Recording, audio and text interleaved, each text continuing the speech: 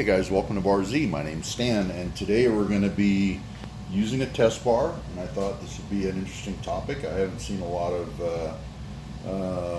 videos on it, so I thought this would be a pretty good topic. And the reason I'm doing it is I've got a new center.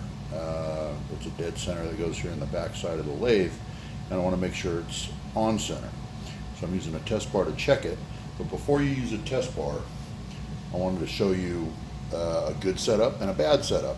And this, right now, this is a bad setup, and I'm going to show you why here in a little while. So let's get a little deeper into it and see why we're going to get an erroneous reading here, and then later on we'll cut it and get a good reading and truly check our tailstock center.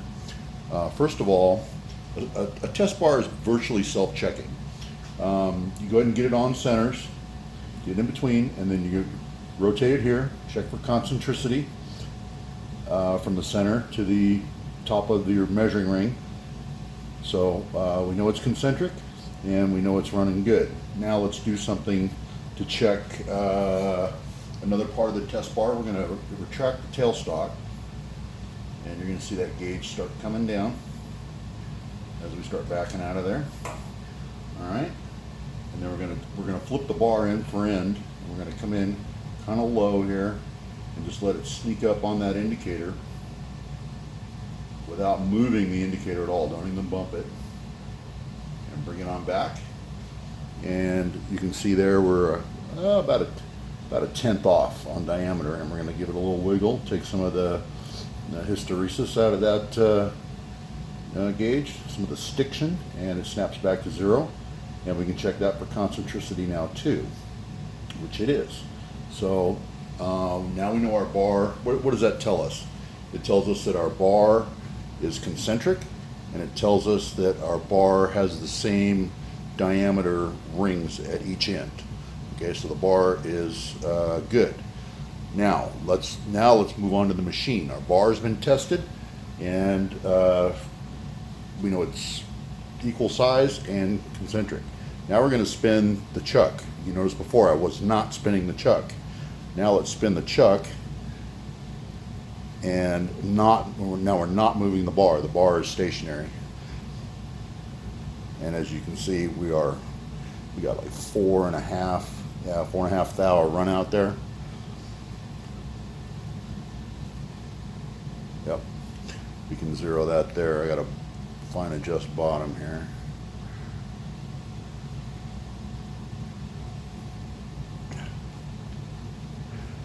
Okay, just a little over a thou, or 4 thou. There's my highest ones, like 4.3. Okay, so now we know, what does that tell us? It tells us that our center in the chuck is eccentric. So we need to either recut that center or true up our chuck. This is an adjustable back chuck right here. You see the adjusting screws there and there. It's an adjustable back chuck, and we can do it off of the chuck, or we can do it off of just throwing a soft center in there and cutting it. But it doesn't do any good to continue the test unless you've got a known good center. So let's change out that center and get a good concentric center on there, and then we can move on. Okay, so I've switched out to a soft center and I recut it. As long as you don't, remove it from the chuck. After you've cut it, you've got a good center. So the center's been recut, we're zeroed up, and I'm going to warn you that depending on what type of indicator you use, that's a ball end indicator. So you have to always pass across and find your highest high. So I've got it set now, so my highest high hit 0. This can introduce errors if you don't do this. But what we're going to do, probably see down there, I've got a new tailstock center, and it's not like a conventional center. Okay, so we checked here, we're zeroed, and I've already done some of the other work, and I've done some indicating, so I know this one's going to hit pretty good. She's not bad. I'm within a tenth of the same elevation. A little beeping you hear is my my DRO telling me I'm coming up on center. So I'm zeroed there. Okay. But let me move your camera down, and we're going to talk about this tailstock center a little bit, and what I use it for, and what I bought it for, and how I made it work. They don't work off the shelf. You have to modify them, and we'll go into that a little bit. Okay, let me get this out of the way. And pardon my arm. Let me get this test bar out of here.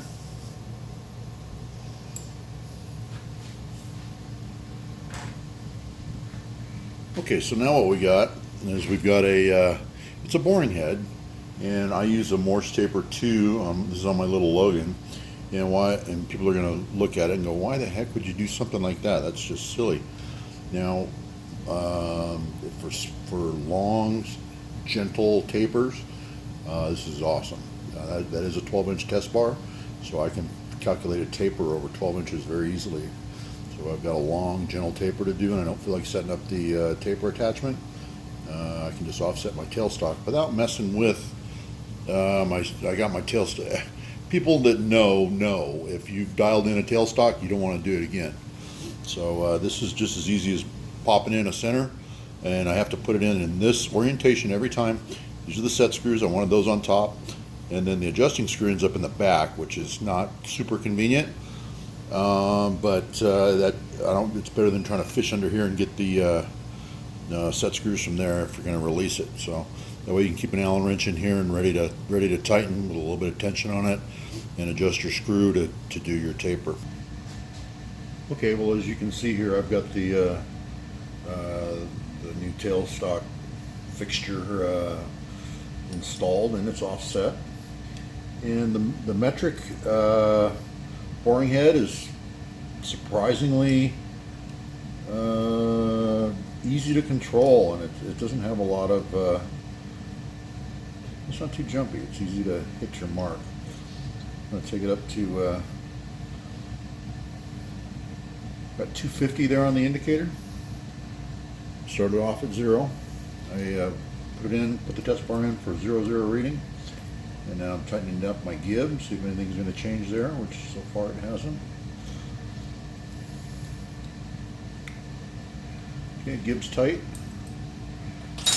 And now what happens is we take it back down here. See if I can pan you over. Not bump the tripod on the way over. And you can see our clock is counting down. And we're getting ready to come up on our mark. And we're going to go all the way to we're using the DRO. Make sure we're 12 inches apart exactly. There's 12 inches there. Now if you look carefully at the gauge, if I go beyond 12, it's going to drop. And if I go less than 12, it's going to go on the rise. So that's pretty important that you hit your 12 inches exactly over that length. Use your DRO if you have one, or Travidile if you have one. But at this point, for a 12-inch part, we're set up for a 1/4 inch per side or a 1/2 inch per foot. On a diameter, so you always cut it in half. But that's the offset. Actually, that's a dead center, so that's an offset dead center that I made. Let's go take it over and put it on the bench and talk about it a little more, what I had to do to make it work. But that's how you use one, and it's surprisingly easy to set up. Now, getting this center in is another story. When they build these centers, or when they build these boring heads, they don't really pay much attention to how close they drilled that center hole. Let me move the camera and we're going to talk a little bit more about that. Or better yet, I'll pop this out and we'll take it over on the bench. Okay, let's talk about this boring head a little bit that I bought. Like I said, Morse Taper 2, and it was threaded in the back for a drawbar. I actually had to put an Allen bolt in here to make it eject out of my tailstock, so then I had to turn that head down a little bit so it would clear the taper. But I did use that to self-eject, and so this part was pretty much a no-brainer. This part of it, this is a metric boring head, you can see it's metric increments there. Each one of those increments there is 0.01 millimeter, which I don't care about whether it's millimeter or imperial. The other thing is all these holes are 12 millimeter. Now, and that was important because what I did is I bored that hole out to ½ inch, which is slightly over 12 millimeter. So and to do that, you install this in the lathe, put an end mill in your chuck, bring in your tailstock, and that's gonna fix this alignment. You have to do it very carefully and very slowly, and I did it actually with an undersized end mill that was it was a resharpen, and then I followed it up with a chucking reamer, and got a very nice tight fitting hole right there in my new tailstock / boring head. But I don't know, you probably can't see it, but that center hole was off by quite a bit. Because in this axis, we'll call this X, and we'll call this Y. In the X axis, we're adjustable, so we don't really care. But the Y axis, this way, is fixed. So we have to make sure that our tailstock center ends up right on center of the lathe. So, but it is drilled offset, so you can't just take one out of the box and do it. With a little bit of modification, you can do it.